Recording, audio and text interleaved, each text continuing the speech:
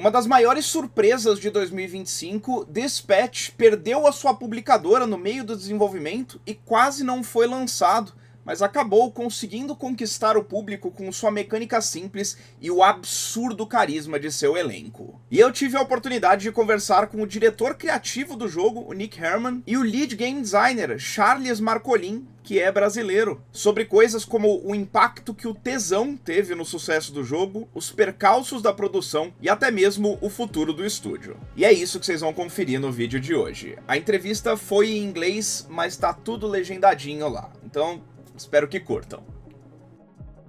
Aaron Paul actually hosted a recent Xbox showcase event, and during that you guys announced the Xbox version of Dispatch, and at one point Aaron Paul said that the secret to Dispatch success is the fact that everyone is hot in the game.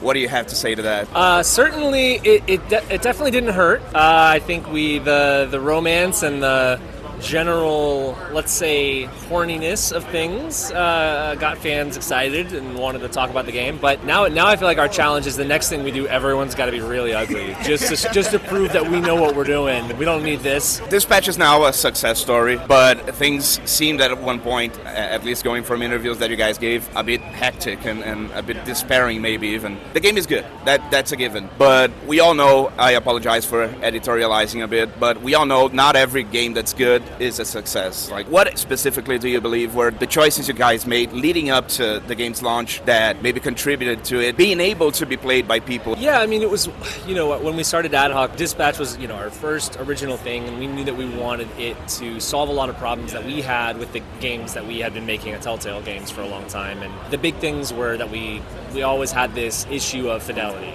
right? Everything we did, like, no matter how great the story was, no matter how great the performances were, we were making these games in like 6 weeks chunks. They were just being rushed out. And so the animation fidelity, some of the art was kind of, it wasn't quite what we had envisioned. And so with Dispatch, one of the main goals was, let's make something that looks like a premium animated television show so that when someone sees it, they are confused. They think they're watching a show, and then UI pops up, and then they realize they have agency over this.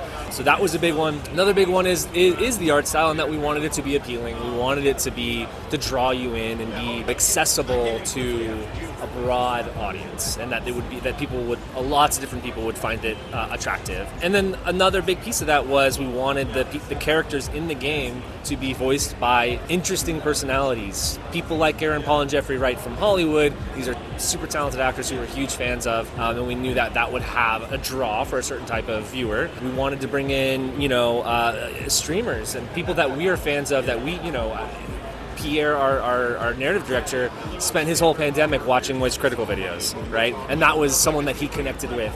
And that when we were looking for someone for Sonar, this is just someone in our brains and that we're a fan of and that we can kind of like immediately connect with. And we knew that other people would too. So the casting strategy, the type of gameplay, it's very casual. Like, we didn't make this a super hardcore experience. We wanted it to, like, if you suck at the game, it's okay, it keeps going. There's no game over, right? So a lot of these things were all part of the equation, but I don't think any one of them on their own would have been the difference maker. Charles, this is a very different project because of what Nick said. Like, it has pre-rendered scenes and all that. Does that bring about some different constraints compared to previous projects that you guys have worked on? Yeah, I think for the cinematic team, they could not change stuff a week before release, right? It's already there, we can change UI, But for gameplay, when we were doing the dispatching, it was slightly more flexible, right? Because that wasn't pre-rendered. It was really happening on screen, right? So I think the biggest thing was actually be in tandem with cinematics and working on the same direction and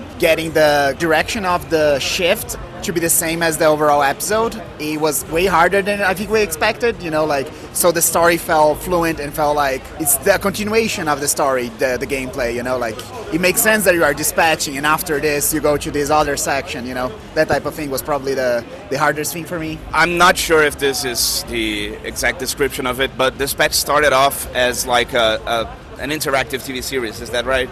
Yeah, so how did the Dispatch thing come about? Is that something that, in terms of narrative, it was already in the game in this initial version? Because the game ended up being way more interactive than previous Telltale titles because of the fact that there's this like RTS element to it. How did that come about? I think it was Chad Reines, one of our writers. He mentioned This is the Police, which is a game that has a similar mechanic, but the characters are less expressive as ours, right, and less unique. Each police officer in that game, like, is just a number, basically, and we know we wanted to have more expression on them, so we added them talking and all of that, and then it just clicked.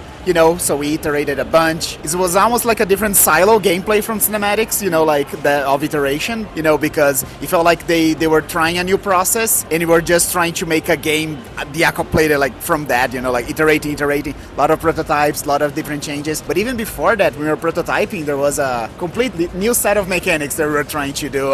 Remember the missions and stuff? Like, that was crazy, so we landed on something. Yeah, and initially it was actually, the story was about like almost a one-on-one mentorship. So Robert and you as a player were taking care of like one person, and then as we were sort of collaborating with the gameplay team, we realized that, okay, this is a game about dispatching heroes, and we should be acknowledging that in the gameplay, not just, because the game's called Dispatch. You're a dispatcher of heroes. We need to be dispatching. And that's when we realized, okay, from a story standpoint, what can we do to support that? And that's where the idea of the Z team came in, was actually this acknowledgement of the disconnect between gameplay and the sort of fantasy of what people would be expecting from this. E ó, você quer uma dica de como ficar gato ou gata o suficiente para talvez aparecer no próximo jogo da Ad Hoc Studios? É só usar roupas da Insider. A Insider Store é a melhor escolha para quem quer dar uma renovada no guarda-roupa com peças que se adequam ao seu dia a dia, seja ele qual for. São roupas que usam a tecnologia a seu favor, garantindo conforto e conveniência. Quando eu acordei hoje de manhã tava frio aqui em São Paulo, ao longo do dia esquentou, agora tá um mormaço, cara.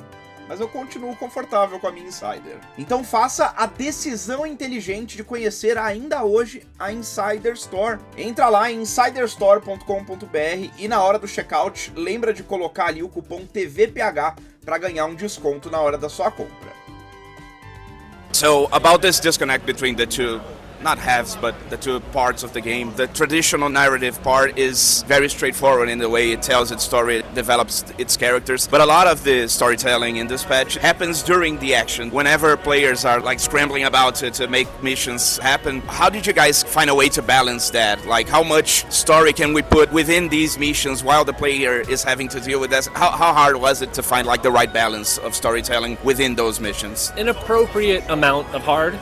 It was difficult. I mean, we were doing something for the first time, and that's always, going to present unique challenges you've yet to have to deal with. And we knew one of the things that was going to make this successful was these two pieces being interwoven and not be in their own silos, like Charles said. And so, we started, they were very separate, and then we would be finding opportunities. And really, like one of the first scenes that we had written was the donut shop scene with Invisigal. And that was just kind of on its own. It wasn't necessarily like conceived of with gameplay in mind, but then we took that as a challenge, is how do we implement gameplay into this? And then that's where hacking became really, really useful for us. And so once we started figuring out that mechanic, we then went back to the writing team and we said, okay, hey, let's have Robert hacking in and helping her as she's going through this. And then we realized this scene feels special. Let's have this be a spine throughout the season where Robert and Invisigal are working together, and you're getting like progressively harder challenges, and she's finding herself like, because the donut shop scene is basically like, kind of like a joke, right? And then things, as you get deeper into the season and the stakes are going up, it gets more and more intense, and then that served as a really like clear vision and path for what that experience could do, and then around that we would support the rest of the Z team when we could and integrate them in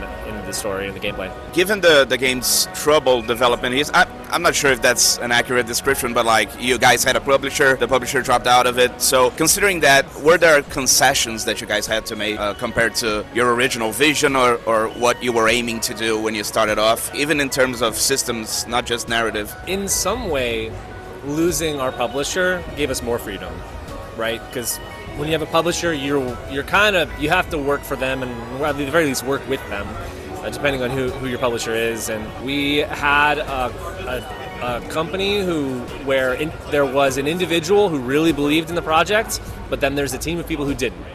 and they were the ones we were dealing with every day, and I don't think they fully understood what we were doing, clearly, because they let us go. And I imagine that if we had continued to work with them, they would have continued to not understand what it was, and we would have been making changes and concessions, and really losing them, as stressful as it was and as maybe catastrophic as it could have been, gave us the freedom to make the game we wanted to make. And so I actually think that Dispatch is what it is because we were able to do it on our own. We obviously needed financial backing, and we found a partner with Critical Role, and again, they believed in us and let us do what we thought we should do. So I think in many ways we were better off this way. Charles, this is a question that probably everyone talking to you here asks you about, because I have to do it as well. Like, as a Brazilian developer, like, could you tell me a bit about your trajectory? Like, did you work remotely on the game? Did you work at the studio? How did you come about to working on such a big project? The entire team is remote, so basically everyone is around the globe working on it, right? We try to keep close core hours in the same time zone, but we got another Brazilian guy, we got people from Canada, people from everywhere, right? Our producer was from Japan, and the studio like foments that. They like that we have such so many cultures, so many people from different places, and it's always about like, do you love making this? Do you have like hunger to make something new and unique? And I think that's what maybe Nick saw in me and other developers when we started off, because I had made 2 indie games here in Brazil, and then I sent my CV, and Natalie, our producer, found it, and we did a test, and everything went great after 5 years, right? Charles made a game that we were talking about doing something that was a little bit like more third-person action adventure, and Charles made a game that was like indie Uncharted, and I was like, all right, we speak the same language. That's what we were trying to do, and so yeah, we kind of took a chance. We didn't know each other. We didn't have any connections in common, but the ambition and the passion was very clear. And I was a little scared, but it worked out.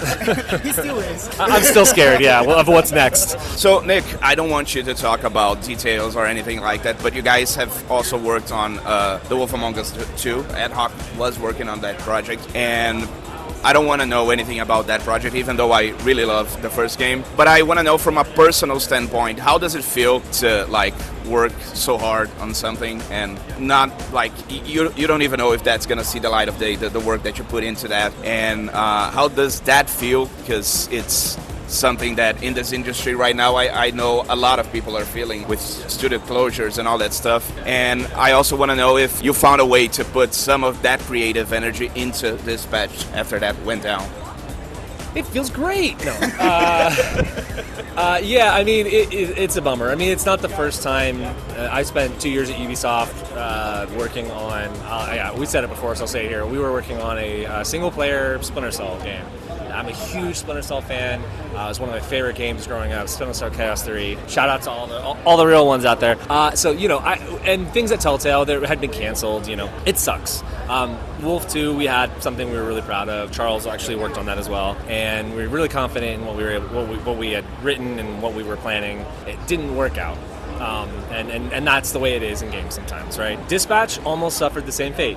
We were at a point where we had a game that we were really passionate about, that we really believed in, and it almost died on the vine. So this is something that is sadly very common in games and in a lot of creative work. There's I'm sure there's a lot of incredible films that never got to be made because they didn't have the support or the circumstances weren't right. But I do think that I had 2 sort of canceled projects before Dispatch, and actually kind of 2.5, and that really gave us fuel to make, like, we got to get this thing done. And also, we had a team of people who, for the first time ever, we had a studio that we're responsible for the people that we've hired, and we don't want to let them down, and they're doing great work, and we want to make sure that sees the light of day. And as developers and employees on projects that were canceled, we didn't want them to suffer the same fate, right? So it kind of fueled us to make sure that come hell or high water, that Dispatch was released, and luckily we made it. Looking forward, you guys have already talked, like in very brief details, that you're working on a project related to Critical Role. And I want to know, not in specific terms, but like, are you guys planning to be known as a studio that makes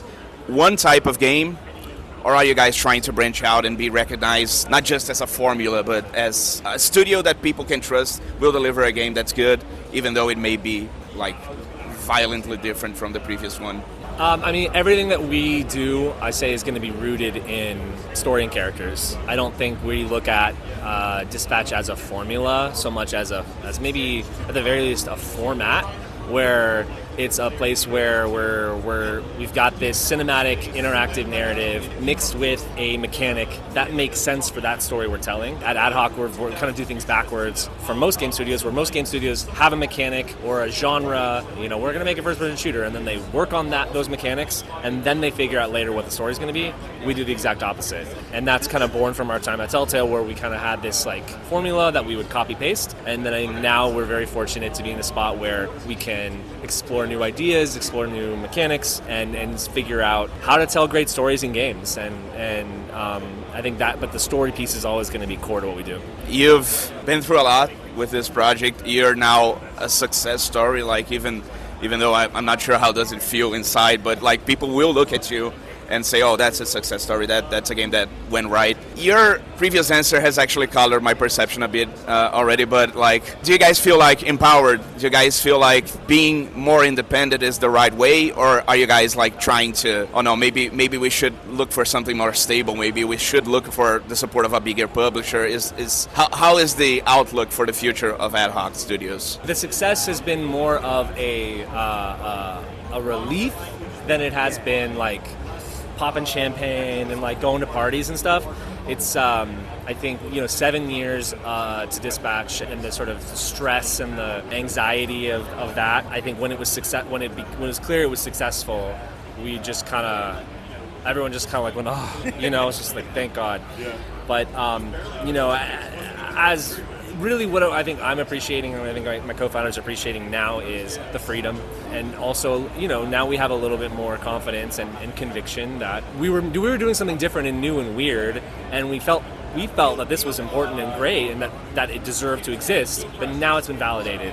And so now those instincts that we have in the future, we can be a little bit more confident and move forward maybe faster, or with more energy, or with more investment too. Like, okay, we don't have to kind of like hold back. Let's go all the way in on our next ideas. So.